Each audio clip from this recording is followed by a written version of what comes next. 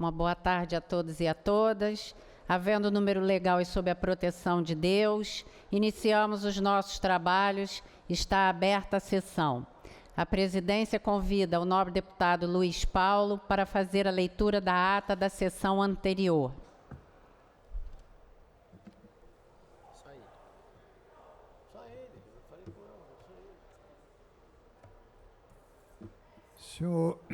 Senhora presidente, deputada Célia Rocha.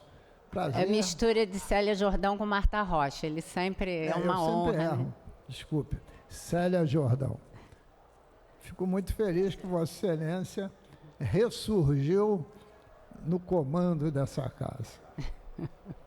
A ata reflete com exatidão o ocorrido na 71ª sessão ordinária, que, iniciada às 14 horas, foi encerrada às 17h54. Lida e aprovada a ata, passa-se ao expediente inicial. Para fazer uso da palavra, o nobre deputado Luiz Paulo.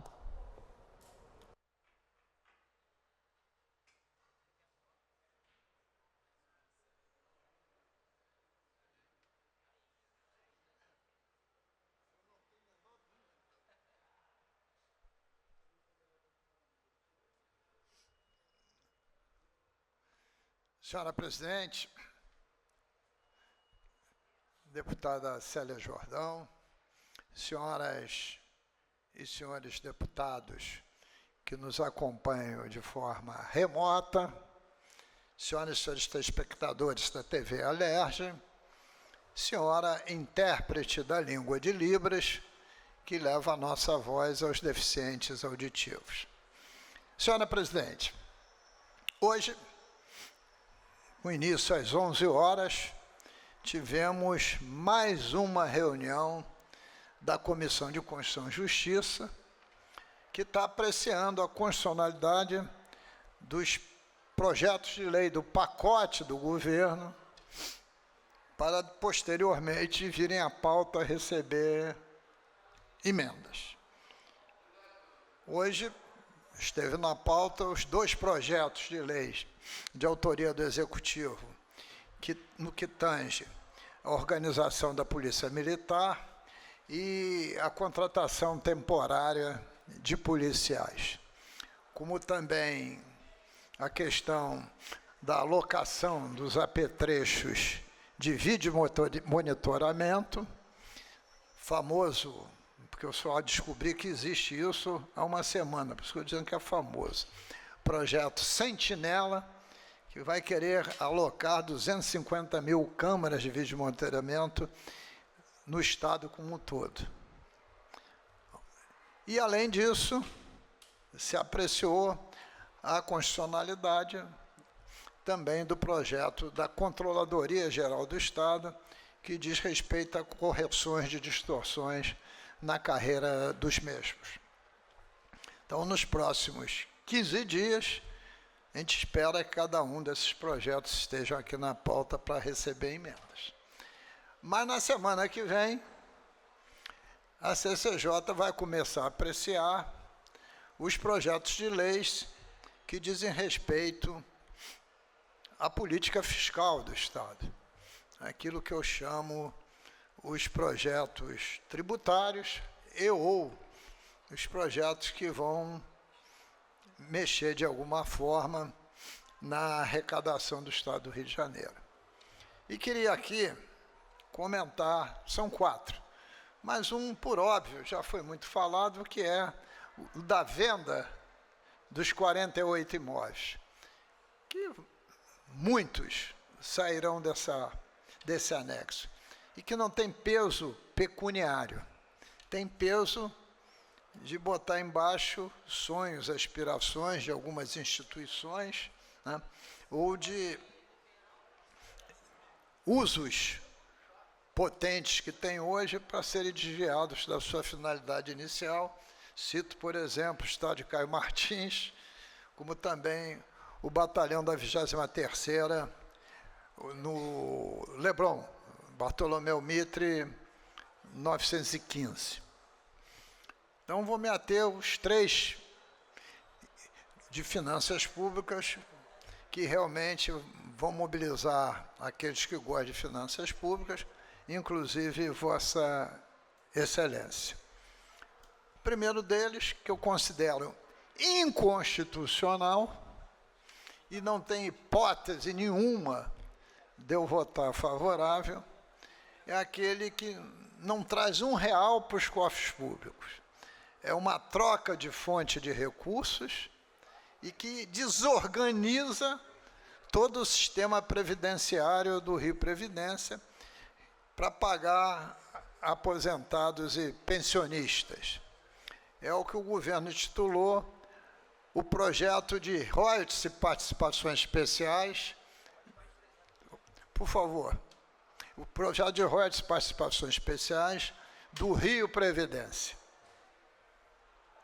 Seguinte, o royalties PE está desde 94 vinculado ao pagamento de aposentados e pensionistas, desde o ano de 1999, por lei específica. Depois, adveio uma lei complementar que reafirmou este conceito. E tem uma lei federal que diz que o royalties de participação especial também pode ser usado para pagar o serviço da dívida. O que deseja o governador? A sua fonte tesouro, fonte 100 ou fonte 00, como queira, como já aconteceu em 24, está acontecendo em 25, está se extinguindo. E, evidentemente, isso vai acarretar um problema contábil para as contas do governador. Então, ele quer trocar a fonte de pagamento de royalties PE, de pagamento da serviço da dívida, que hoje é pela fonte Tesouro, para ser a fonte royalties participação especial. Ele veste um santo e despe outro, porque desorganiza inteiramente, no médio prazo, o pagamento de nativos e pensionistas. O pagamento de nativos e pensionistas tem algumas origens. Desconto do ativo do inativo e pensionista para o Rio Previdência. Contribuição patronal, que é o dobro da contribuição individual. Mas só isso é absolutamente insuficiente. Aí vem, suplementarmente, os recursos do Rio, dos recursos do royalties PE, que em determinado ano, se o preço do barril está alto e o dólar também, o recurso é robusto. Se o barril de petróleo e o dólar estão mais baixos, o recurso não tem grandes significações. Mas, na média, essas fontes vão conseguindo pagar mês a mês a folha. E a folha mensal não é pouco, deputada Célia. Está na ordem de 2 bilhões e 100 milhões de reais. Bom, se eu subtraio as receitas do royalties de participação especial, o Estado é obrigado a entrar com a fonte Tesouro. Aí falta mais rapidamente dinheiro para todos. Então, assim posto, senhora presidente, eu considero que esse projeto, no mérito, não deve avançar. E na forma, ele tem 2 problemas de inconstitucionalidade. Primeiro, que é uma proposta de uma lei ordinária. E uma lei ordinária não pode complementar, alterar aquilo que diz uma lei complementar. Até o nosso senador Marquinho sabe disso, decora e salteado. Então, tem o que eu chamo uma inconstitucionalidade formal. E segundo, que entendo eu, que a Constituição não permite que se meta a mão nos recursos do sistema previdenciário. Então, estou chamando a atenção para esse projeto, que tenho certeza que causará muita revolta aqui no Parlamento, desagradando muitos parlamentares, principalmente aqueles que sustentam a defesa de você ter um recurso mínimo para pagar aquele que já deu a sua vida pelo serviço público e se aposentou. O segundo deles, senhora presidente, que é outro tema que Vossa Excelência entende muito bem, é o Refis. Refis é o projeto do governo para refinanciar, para pagamento das dívidas de terceiros com o Estado. Isto é, como é que ele pode se livrar de uma dívida ativa gigantesca, né? Que as pessoas paguem essa dívida ativa. Os dois maiores devedores da dívida ativa, salvo o erro de memória, é a Petrobras, com 19 bilhões de reais, e a Refit, com os 12 bilhões de reais, deputado Dionísio Lins. O governo conseguiu que o CONFAS editasse um convênio que dá as regras desse refis. Apesar de nenhum estado precisar de convênio nenhum para fazer refis, mas o Rio de Janeiro precisaria, porque como ele está em regime de recuperação fiscal, o convênio CONFAS lhe dá essa possibilidade. Isso que eu estou dizendo é verdade, que São Paulo, ontem, noticiou que vai fazer um grande refis e não precisou convênio nenhum para isso. Bom, e nesse projeto de lei que chegou aqui, tem as regras do que o governo vai aceitar de pagamento, que não é só dinheiro. Se a empresa tem créditos a favor dela, ela pode pagar com créditos. Mas também abriu exceção, senhora presidente, que você pague com precatórios. Se o precatório é seu, o Estado deve a você, e você deve ao Estado, nada contra que se faça uma compensação. Mas ele explicita que também serve precatório de terceiros. O que é fazer com que a gente aqui queira, usando uma linguagem popular, bater palma para maluco dançar. Porque bastou alguém ter essa informação privilegiada antes do convênio CONFAS ir a mercado. Imagine Vossa Excelência, tivesse um precatório de 100 mil reais para receber e que o prazo estimado para pagar o seu precatório fosse 10 anos. Aí chegava alguém e dizia assim, pelos seus precatórios de 100 mil reais, eu pago 20 mil. Tenho certeza que a senhora... Feito. 20 mil agora na minha mão, vale mais do que 100 mil em 10 anos. E isso foi feito no mercado. Ora, aí vamos dar que esse cidadão deva 200 milhões, para não falar o número certo, para não dizer quem é o cidadão. Deva 200 milhões. Se ele comprou por 20%, 200 milhões de precatório, ele gastou 40 milhões. Só que tem que ele vai dar para o precatório pelo valor de face.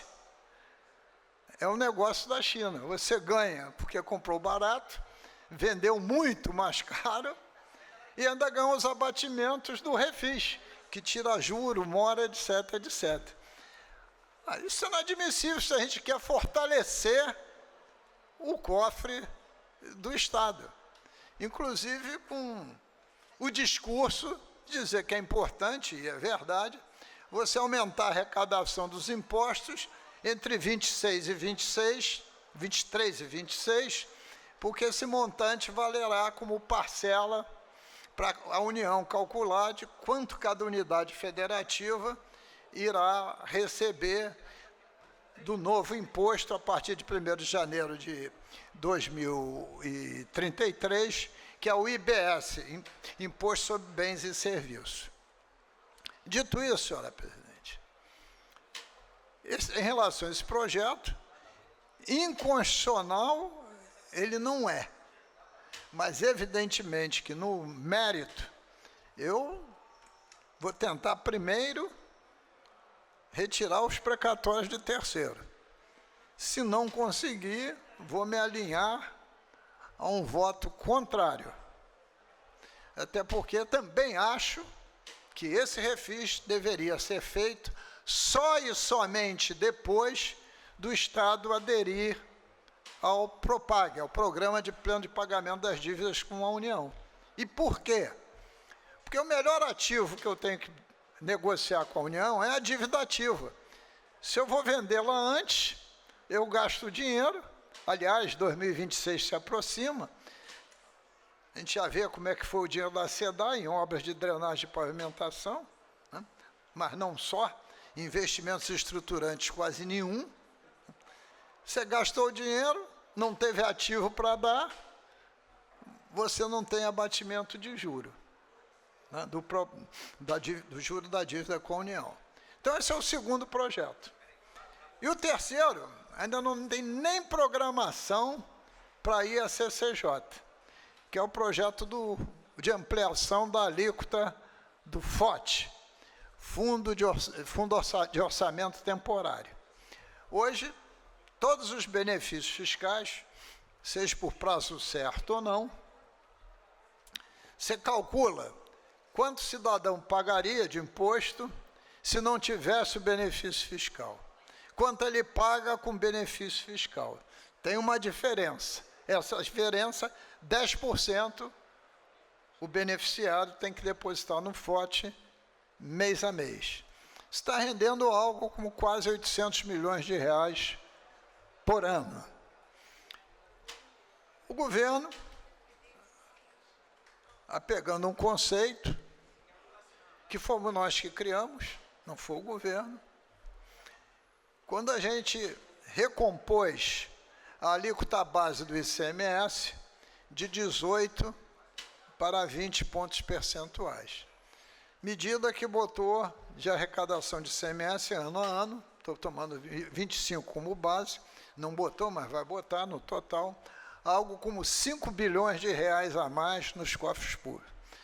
Iniciativa dessa casa, não veio do Poder Executivo, que eu tive à frente. Bom, mas estou me reportando a isso, porque aí o governo pegou essa passagem de alíquota de 18 para 20 e calculou um impacto nesses 10%. E calculou uma nova alíquota de desconto do FOT, que sai de 10% para 18,08%. E está vendo, tem até um artigo hoje no jornal do presidente da Firjan, muita gente se rebelando contra a envergadura desse novo desconto. Vossa Excelência está acompanhando isso de perto. Eu sou favorável ao FOT. Eu estou só primeiro comentando algumas coisas. E esse cálculo do 18,08 foi em cima das alíquotas efetivas. Eu vou tentar um tipo nem tanto a Deus, nem tanto ao diabo. Não trabalhar com a alíquota efetiva, mas ter um cálculo racional que pondere as alíquotas reais e não as efetivas. A de 18, a de 20, como também a alíquota base de todo mundo da indústria, que tem benefícios fiscais, que é 3 pontos percentuais. Bom, mas não fica aí só. Esse 18 foi colocado para os benefícios de tempo certo. Se criou uma nova regra do FOT para quem tem os benefícios temporários, não é de tempo certo e não tem obrigação. Que a alíquota seria 30 pontos percentuais. E esse tipo de benefício, a partir dessa alíquota de 30, cresceria para 40, 50, 60, 70, 80, 90, para chegar em 31 de 12 de 32 com 90%, que aí acabou o benefício fiscal. A maioria não entendeu, está assustando a todo mundo. Parece que essa regra é para o tempo certo e para os temporários. Bom, eu tenho um projeto de lei que já passou na CCJ, a senhora conhece, a senhora estava na CCJ quando isso foi discutido e votado, que propõe uma escala de redução dos benefícios fiscais, mas respeitando a reforma tributária. A reforma tributária diz que a partir de 19, os benefícios têm que ser reduzidos 10%. E a partir de 19 tem uma escadinha de 10 em 10. 10, 20, 30, 40, em 31 de dezembro de 32. Então, o que eu fiz no meu projeto, que eu vou emendar, é começar em 26, para chegar em 29 com 10, tipo 4, 4 e 2. Né?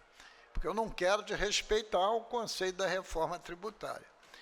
Então, é possível a gente estudar uma alternativa que possa ser uma mediana. O grande problema, muitas vezes, é que falta mais diálogo nessas áreas.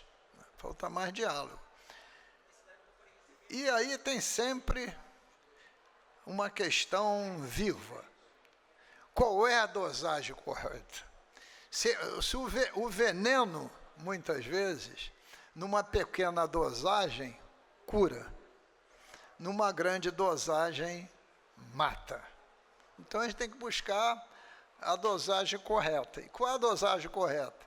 É aquela que aumente a nossa arrecadação, mas também não mate o setor empresarial. Muito obrigado, senhor presidente. Obrigada, nobre deputado Luiz Paulo. Próximo orador inscrito é o nobre deputado Dionísio Lins.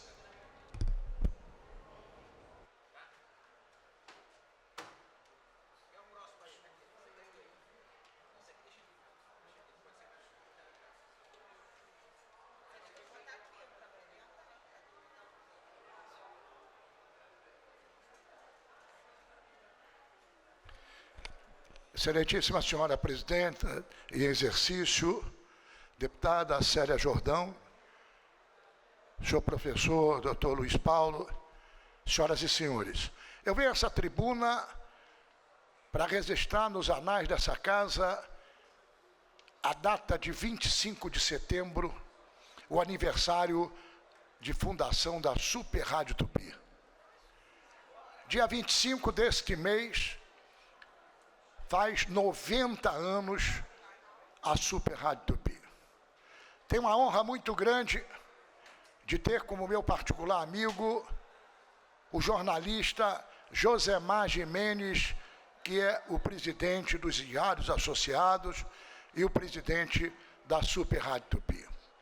A Tupi é um órgão informativo independente desse Estado que lidera a audiência em todo o estado do Rio de Janeiro, com programas que, efetivamente, há anos dominam a audiência em todo esse estado. Quero homenagear todos os comunicadores e jornalistas da Super Rádio Tupi pelos 90 anos, em nome do meu querido amigo Antônio Carlos, do show do Antônio Carlos, e de outro querido amigo, Roberto Canásio, que também é líder de audiência naquela casa. Ambos são comunicadores que lideram a audiência no âmbito do Estado do Rio de Janeiro. Mas a Tupi tem outros mais. A Tupi tem o Benizário, que faz a patrulha da cidade, tem o Clóvis Monteiro, tem a Isabelle Benito, tem o Garcia Duarte, tem vários comunicadores que a Tupi, ao ser alcançada pelas pessoas que querem ouvir o noticiário, ligam e não saem mais dela. A Tupi tem um slogan que a Tupi é Família Tupi. Então, eu quero registrar o meu aplauso, os meus parabéns ao Josemar Gimenez, que é o presidente da Tupi. Quero, senhora presidenta, aqui dessa tribuna, voltar ao tema segurança pública e deixar também registrado nos anais dessa casa a nossa solicitação de segurança presente em Madureira. Nós encaminhamos indicação legislativa diversas, onde solicitamos na Praça Patriarca a implantação de um segurança presente. Solicitamos no centro de Madureira um reforço do segurança presente. Solicitamos no bairro de Oswaldo Cruz, Marechal Hermes, reforço no segurança presente. Mas nós queremos aplaudir o comandante que assumiu o 9º BPM, que lá chegando, inclusive, foi promovido a coronel full, que é o coronel Alves, que chegou em nossa região e com uma semana já fez acontecer, modificando o sistema operacional e atendendo todas as comunidades no sentido de garantir o direito de ir e vir. O que nós apelamos, presidenta Célia Jordão, é que o governador determinou tolerância zero para barricadas. O que nós continuamos a apelar é que a população tenha o direito de ir e vir. Ou seja, o governador tomou para si a segurança pública e vem cobrando a ação da segurança pública. E nós temos que registrar nos anais dessa casa o nosso aplauso à Polícia Militar do Rio de Janeiro, o nosso aplauso à Polícia Civil do Rio de Janeiro.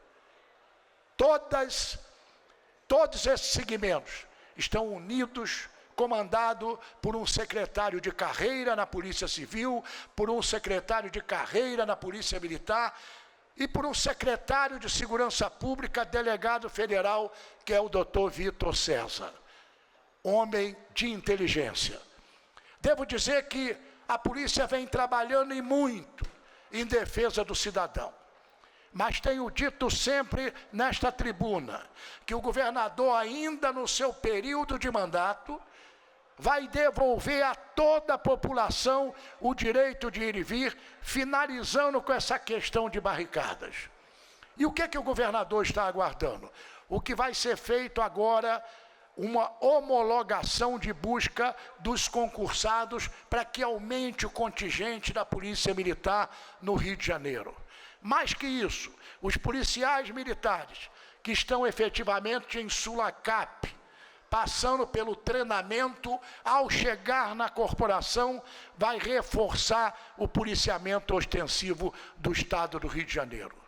Eu tenho dito que nunca acompanhei um trabalho tão sério e tão honrado das polícias civil e polícia militar no âmbito do Estado do Rio de Janeiro.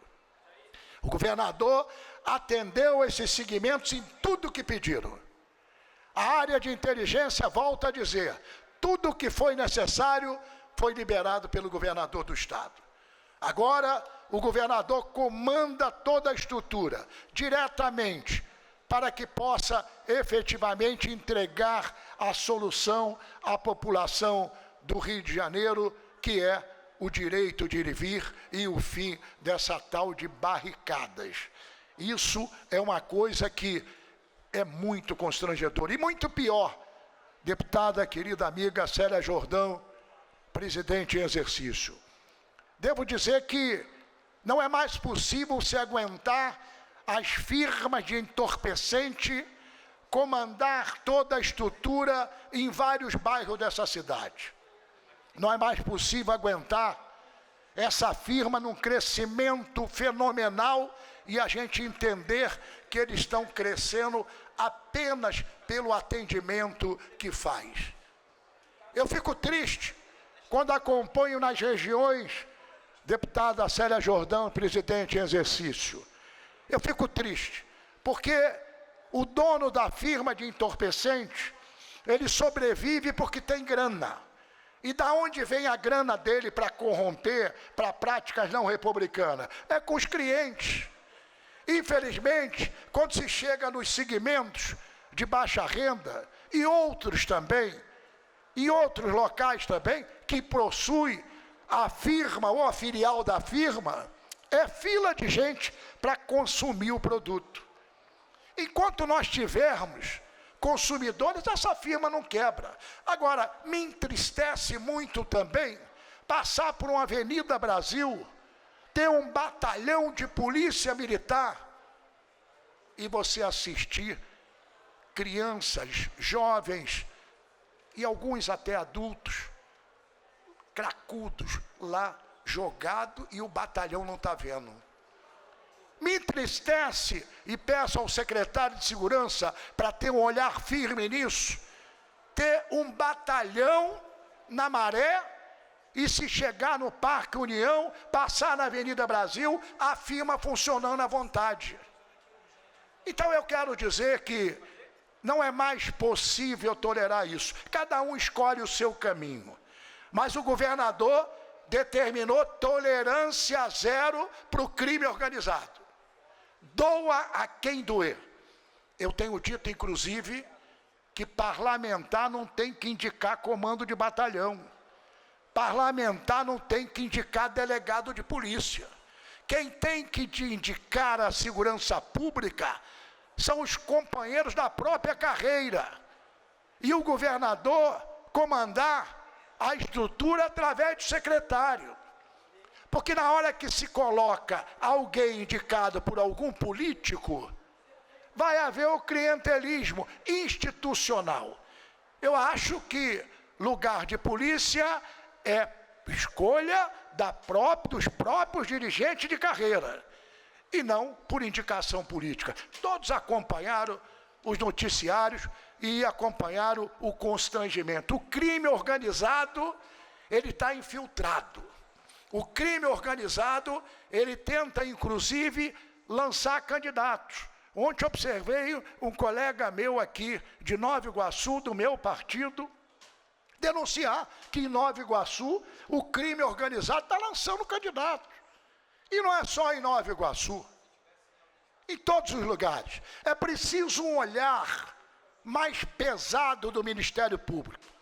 É preciso que a população denuncie. Porque a população precisa ter confiança no 0800 do Disque Denúncia e dizer, olha só, já tem fulano que é da área tal, quer ser candidato, mas é envolvido com crime organizado. Porque também, não é? O Tribunal Eleitoral não é mãe de Ná para adivinhar quem é bom, quem é certo. Ele acompanha as certidões negativas que se apresentam. Então, eu quero crer que na área da política, na área do executivo, na área do dia a dia nosso, nós temos que ter o cuidado de saber quem é quem. Porque aprendi com o saudoso Francisco Dornelles, a quem devo tudo na minha vida política e todas as horas lembro dele. E ele dizia para mim, Dionísio Lins, tem horas que a gente tem que ficar mudo e surdo e sumir. Assim o fiz quando teve constrangimento nessa casa. E aí, o ministro também deixou um ensinamento, que tem que se ter o cuidado quando se vai a qualquer lugar e se tira uma fotografia. Porque a fotografia sorridente hoje pode ser as lágrimas de amanhã. Então, senhora nobre colega, deputada, delegada Marta Rocha, eu quero aqui agradecer ao prefeito Eduardo Paes pelo talento que tem de toda hora liberar a senhora para cá. Eu já ia até botar o nome dele na macumba para ver se trazia a senhora para cá. Mas a senhora está bem lá, e aí, lá com a estrutura, vai chegar a deputada federal, porque Deus vai lhe abençoar. Quero dizer que a polícia vem trabalhando e muito. E eu estarei aqui sempre para defender a Polícia Civil, a Polícia Militar, a Secretaria de Segurança Pública, o governo do Estado, que tem incentivado práticas republicanas e tem dado tudo o que pode para que a polícia devolva à população o direito de ir e vir. Quero voltar ao tema encerrando, questão de carnaval. Continuo solicitando a Liesa para que reavalie que reavalie para que consigamos atender a comunidade do samba. As pessoas continuam me mandando zap e solicitando o nosso apoio para que possa convencer a diretoria da Liesa que chame os trabalhos à ordem e autorize a Série Ouro a colocar mais 3 escolas para o próximo ano. Porque com isso, a Intendente Magalhães, que é a Série Prata e a Série Bronze, chamará 3 escolas. E aí, a Série Ouro, com isso, aprova e subirão mais 3 escolas. E aí a Liga Especial passará a ter 15 escolas. Quero fazer um apelo à diretoria da Liesa para que reavalie isso profissionalmente. Não adianta picuinha eleitoral. Eu quero dizer que aqui não estou defendendo A, B ou C, estou defendendo a população porque sou de Madureira e Madureira é a capital do samba. Lá temos a Portela, a Tradição, a Império Serrano, tem a Banda de Madureira. Sou grande benemérito dessas escolas todas, inclusive presidente de honra da Vigário Geral. Devo dizer que aqui quero defender aqueles que vão para a avenida. E aí, o meu pessoal de nossa região sai mais bonito que enterro de primeira. Sai todo mundo de linho, sapato 3 cores, e antes, senhora presidente, desfilava em 2, 3 escolas. Hoje nem isso pode, porque você não pode mais voltar pela avenida. Mas o nosso pessoal, os veteranos, carnaval é para veterano. Lugar de show é na Barra da Tijuca, no Rock em Rio. Se quiser fazer show lá no Sambódromo, que faça fora do calendário do carnaval, porque o calendário do carnaval já entrei com o projeto de lei para proibir. Calendário do carnaval é para respeitar o samba, porque o samba é que quem faz acontecer é o menos favorecido. E aí, disseram em uma reunião, mas o deputado Dionísio Lins não entende de samba. Não entendo mesmo não. Qualquer dia eu vou fazer um requerimento de informações para saber quanto entra de apuração dos bilhetes que vende, que é os convites, quanto entra de apuração da venda de camarote, quanto entra de direito de arena, quanto entra do prefeito, quanto entra do Estado institucional, quanto entra do governo federal. Aí eu vou passar a entender quanto é o investimento do carnaval para o povo do Rio de Janeiro, que é investimento mesmo, porque gera empregos e gera turismo. O turismo internacional adora aqui, vem todo mundo para cá. Eu, inclusive, sou autor de uma lei, senhora presidenta Célia Jordão, que é o carnaval fora de época. Eu estou lutando por isso, quero ver até se a Liga de Acesso topa, porque o carnaval fora de época seria julho. E aí colocaria essas escolas que andam preteridas, sem concurso, e a gente, lá, o exterior, Estados Unidos, todo mundo está de férias. Pode ser que faça aqui aquecer todos os hotéis e passa a ter um outro evento, porque carnaval realmente é investimento e gera divisas. Senhora presidente Célia Jordão, muito obrigado, Deus nos abençoe, muito obrigado pela atenção. Não havendo mais oradores inscritos, a presidência suspende a sessão, retornando às 15 horas com a ordem do dia. Uma boa tarde a todos e a todas.